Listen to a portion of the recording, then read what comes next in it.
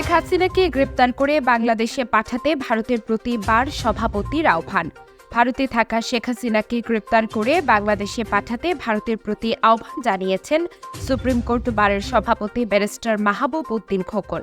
আজ মঙ্গলবার supreme court bar অ্যাসোসিয়েশনের এক সংবাদ সম্মেলনে এই আহ্বান জানান তিনি। কোটা সংস্কার আন্দোলনের ছাত্র শহীদদের জাতীয় বীরের মর্যাদার দাবি জানিয়ে বার সভাপতি বলেন, রাষ্ট্রকে নতুন করে সাজাতে হবে। সব লুটপাট করে দেশটাকে শেষ করে দিয়েছে আওয়ামী নেতারা।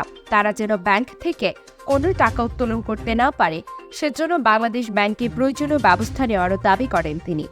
ব্যারিস্টার খোকন বলেন, সব রাজনৈতিক মামলায় গ্রেপ্তার নেতাকর্মীদের নির্বাহী আদেশে অনতিবিলম্বে মুক্তি দিতে হবে। বিচারপতিরা শপথ ভঙ্গ করে আওয়ামী লীগের রাজনীতি করেছেন, নেতাকর্মীদের সাজা দিয়েছেন, দুর্নীতি করেছেন ও অতি উৎসাহী হয়ে বিচার ব্যবস্থাকে দূষিত করেছেন। তারা বিচারক হওয়ার অনুপযুক্ত।